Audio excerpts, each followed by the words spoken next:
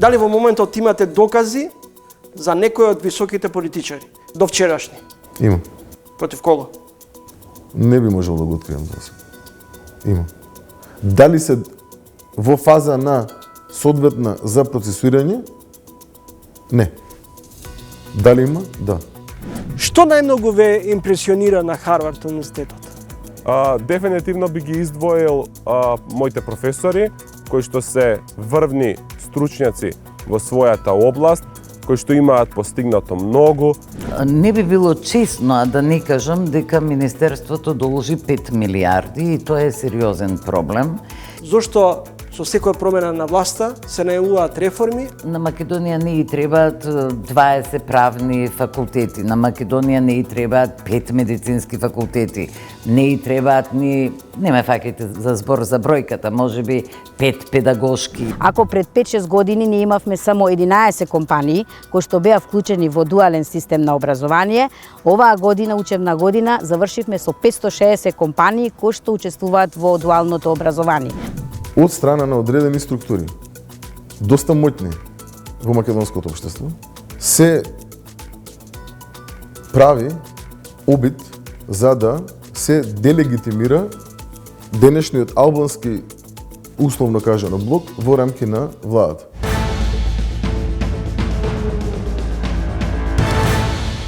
Добро вечер, стартува новата сезона на ТВ магазинот Трилинг. 13 септември, петок. И ова издание на Трилинг ќе го започнам со министерот за внатрешни работи Панче Тошковски. Есента стартува со низа на нејасноти и реакции околу тоа дали постојат реални опасности од дестабилизација на државата. Прв, премиерот Мицковски излезе со предупредување дека одредени структури создаваат амбиент за дестабилизација на државата. Но при тоа, веднаш следуваше реакција од претседателката Сијановска Давкова, која оцени дека нема потреба од свикување на Советот за национална безбедност. Добре дојде за министерот за внатрешни работи, Панче Тошковски. Министре, Добре најдов и благодарам на поканата. зошто истрчавте со оценка дека состојбата безбедностна не е влошена и дека нема потреба од свикување на Советот за национална безбедност и се ставивте во улога на гласноговорник на претседателката Сијановска Давкова? Сето на кое што го имаме изнесено во јавност во оваа насока, јас би рекол дека е на иста линија и од страна на претседателот на државата, и од страна на претседателот на владата, и од страна на министерот за внатрешни работи, односно јас. Факт е дека во изминатиот период од неколку месеци, после изборите периодот, значи овие 2 месеци, институционално се слеваат информации и до мене, и до премиерот, и до претседателката, кои што говорат дека од страна на одредени структури, доста моќни во македонското општество, кои што допред неколку месеци беа на високи владени позиции, се прави обид за да се делегитимира денешниот албански, условно кажано, блок во рамки на владата. Тие информации се слеваат од страна на сите институции кои што покриваат безбедносни прашања во Македонија. Меѓутоа, министре, претходно бевте категоричен дека нема влошување на безбедносната состојба. Дали овој став денешен го подпирате врз основа на информација од агенциите за разузнавање и безбедносните служби? Она кое што го говоревме, пак ќе кажам, во изминатиот период е на иста линија. Постоеа информации дека ќе има обид кој што ќе е во насока на подгревање на меѓуетнички тензии и превземање на одредени действија кои што би се коселе со закон од страна на одредени моćни групи во Македонија, а во насока на оно кое што говорив претходно. Факт е дека ова кое што се случи пред некој ден проблемот кој што настана од нигде никаде во гостиварското село е само потврда на тоа дека одредени структури кои што не им мислат добро на Македонија сакаат да подгреат меѓуетнички нетрпеливост. Но ние ќе реагираме соодветно. Министерството за внатрешни работи има капацитет да одговори соодветно и граѓаните треба да се чувствуваат безбедни заради тоа што нема да дозволиме ниеден кој што не мисли добро на Македонија да предизвика било какви действија кои што би довеле до покрупни пореметувања во рамки на безбедностната состојба. Видете, ние сме денеска на една раскрсница каде што или јасно ќе завземеме став дека сакаме да имаме подобра Македонија, дека сакаме да имаме подобри услови за живот, дека ги сакаме суштински оние европски вредности за кои што е говорено многу време во минатото, а при тоа ништо не е направено за да ги имаме за во иднина. Мислам дека за овие 2 месеци, па и за оној временски период додека бев во рамки на техничка влада, навистина покажав јас лично дека можело и поинаку. Можело и оние кои што ќе сторат одредени незаконски работи да одговараат согласно закон. Можело да се почитува принципот на презумпција на невиност. Можело да бидат однесени обвинети без разлика дали биле од една или од друга структура на времето градоначалници или не знам што, доколку постојат основани сомненија и доколку има одредени незаконски действија кои што ги превзеле, а при тоа не имаме докази, можеле достоинствено да бидат спроведени до судот. Можело и така да се спроведат.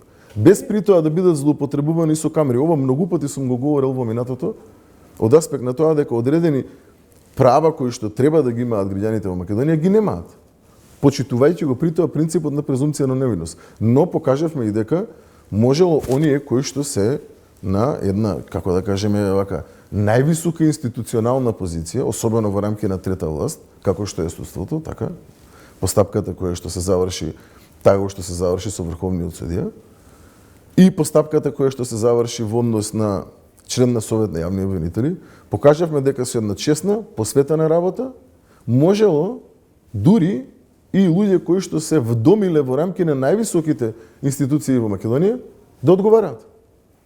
Инцидентот во селото Галате, одредени безбедносни експерти велат дека наликува на инцидентот на Попова шапка кога градоначалник кој е од Влен се обиде да предизвика меѓуетнички конфликт со носење на решение за уривање на крстот. Тогаш вашиот односно коалиционен партнер Стојанче Ангелов оцени дека треба да се брани со оружје.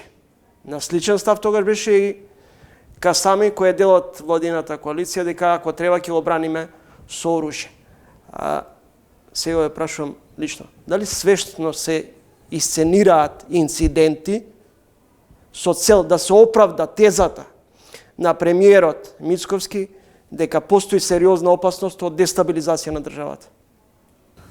Видете, факт е дека ова кое што го видовме е сценарио на оние кои што не им мислат добро на Македонија. Кои се тие? Тоа е факт. Кои се тие? Ќе навлеземе во детали и во однос на мотивите, причините и така натаму, и се надевам дека ќе можеме да излеземе во јавноста, пред се институционално, а потоа и во јавноста со конкретни информации во однос на овој дел. Тврдам дека премиерот мисли добро на Македонија. Така да, сигурно овие две работи не можеме да ги поистоветиме. Сега, во однос на действијата кои што се превземени и сето она кое што како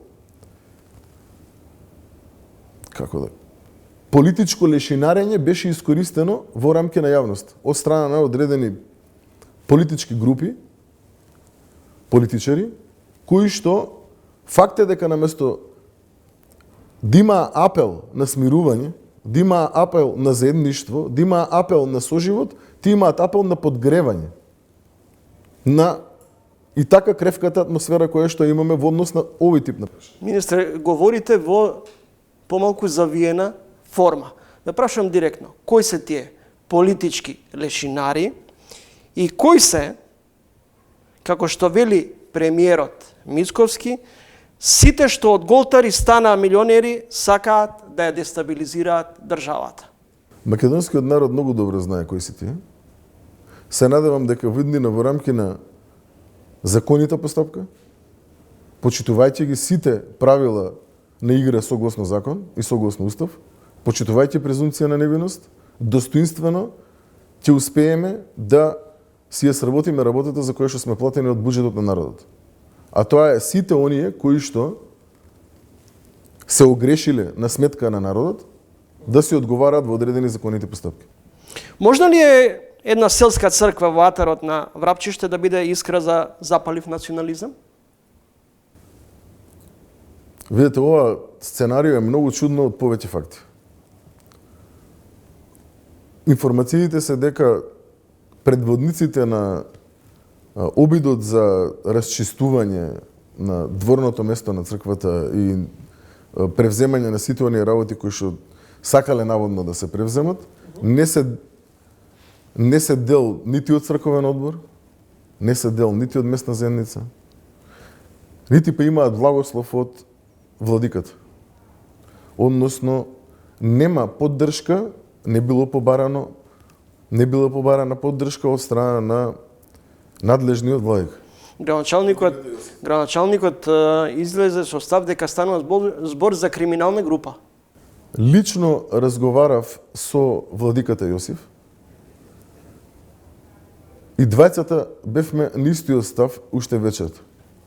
Дека оваков тип на прашање мора да се решаваат институционално, согласно закон и без насилие.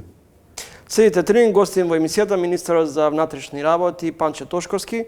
Министре, ако криминалот ја еродира државата, кога ќе почне битката против корупцијата и криминалот? Јас мислам дека е почнат. Јас мислам дека е почнат уште во рамки на техничка лава. Ова кое што го говоре во однос на Врховниот судија, кој повеќе не е врховен судија и осуден на 3 години казна затвор, и членот на Советот на јавни обвинители, кој повеќе не е дел од Советот на јавни обвинители, а при тоа призна вина за дело кое што го сторил, мислам дека е јасен знак. Јас не верувам дека во историја на Македонија имало таков случај до сега кој што е завршен со правосудна пресуда. Така да јасно е дека е почната битката. Секојдневно јавноста ја бомбардирате за злоупотреби, оштетување на државниот буџет, малверзации во РЕК Битола, договорот со Бехтел и ЕНК го проблематизиравте, коцкарниците, трговија со картелско здружување на трговците и производителите. Многу подолг временски период општеството е руинирано во делот на борба против корупција, особено висока корупција. Тоа го знае македонскиот народ. Тоа го знаеме сите. Овој тип на криминал преку ноќ не може да даде резултат. И колку и да се бара од страна на сите добронамерници резултати за период од месец, 2, 3, тоа е невозможно. Многу е мал бројот на човечки ресурси на соодветно професионално ниво, кои што се во рамки на институциите кои што треба да го гонат криминалот. Лоши се обуките кои што ги имаме, односно немало обуки во делот на ова. Лош е начинот на менаџирање на техничките средства во овој дел, но тоа е наследено и ќе го изменаџираме. Јасна е заложбата на оваа влада, јасна е заложбата на ова раководство во рамки на МВР, дека сакаме да се бориме против висока корупција и ќе се бориме. Едно е да сакате, друго да реализирате. Се слагам, се согласувам. Ве прашувам директно од каде ќе почнете со чистката во борбата против корупцијата и криминалот. На 2 наврати ми ги споменувате случајот со обвинителот и со Врховниот судија. Зборувавте подолг период, поточно алармирате за корупција во институциите. Зборувате за проблеми во кај личности кои до вчера наводно биле на високи позиции. Од каде ќе почнете? Од секој еден за кој што имаме докази дека сторил криминал. Од секој еден кој што душмански го крадел својот народ. Дали во моментот имате докази за некој од високите политичари до вчерашни? Имам. Против кого? Не би можел да го открием тоа се. Има. Дали се во фаза на соодветна за процесуирање? Не. Дали има? Да. Зошто МВР молчало за време на техничката влада за тоа дали катната гаража во дворот на собранието е безбедносна закана? Вие тогаш сте биле министер, технички министер, а при тоа и адвокат на компанијата која требаше да ја гради катната гаража.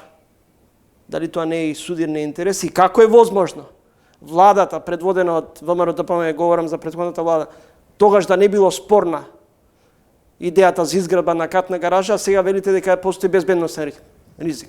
Апсолутно е суден интерес и заради тоа во рамки на еден состанок на кој што бев повикан во собранието, каде што беа присутни тогашниот председател на собрание Митревски, мислам дека беше, Јован Митревски, тогашниот премиер, претходен председател на собрание Таот Џефери, јасно им кажав дека за конкретниот предмет имам колизијен интерес заради тоа што јас сум бил адвокат на правното лице токму во за конкретниот објект кој што требало да се гради во рамки на управна постапка која што се водела пред управниот суд, односно сум поднел соодветен правен акт во рамки на остварување на права на правното лице.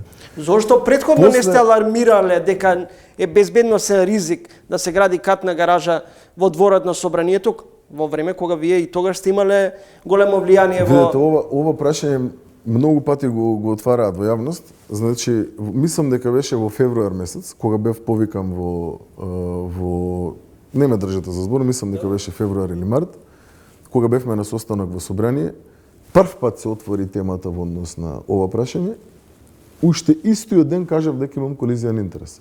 Зошто имате потреба од 11 советници, 12, вие и вашиот заменик 11 и тоа месечно буџетот да го чини 1 милион денари во ситуација кога, например, Министерката за образование, која исто така ќе биде гостинка во ова издание на Тренинг, денови ја слушам, нема пари за покачување на платите за просветните работници, а вие ангажирате 11 советници. Зашто? За политичко партиско вдомување?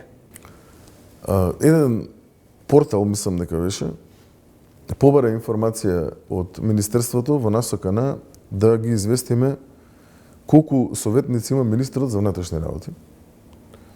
Максимално транспарентно ги известивме колку советници има во рамки на, односно се извинам, колку луѓе има во рамки на кабинетот на министерот за внатрешни работи.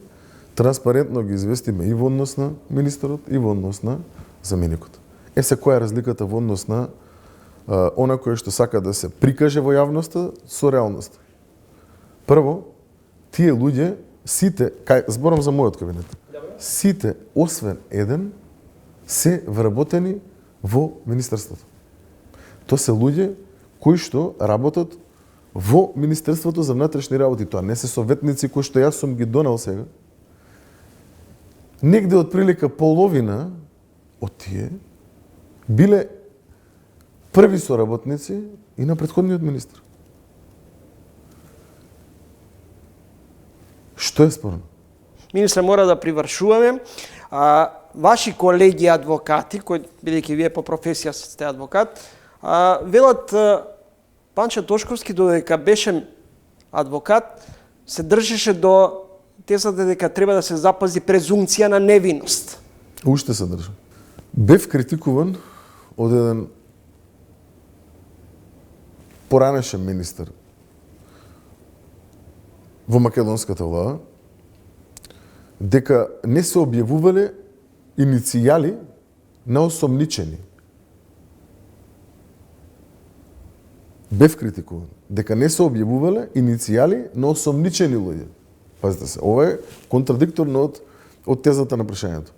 Ве прашав како е возможно пратеник на ВМРО ДПМНЕ на пресконференција да излегува во јавност со службени белешки. Дали за тоа за вас не е таков индикатор од каде му таква документација? Пак ќе ви повторам уште еднаш.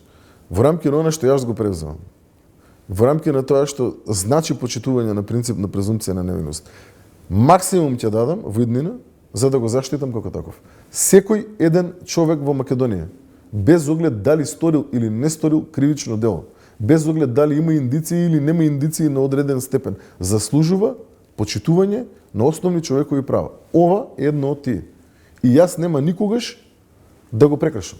И се ќе сторам да ја сменам перцепцијата и во јавноста, и во рамки на воспоставување на стандарди за работа на Министерството за внатрешни работи, ова да го достигнеме на максимално високо ниво како што е во Европската унија, како што е во сите демократски развиени европски земји.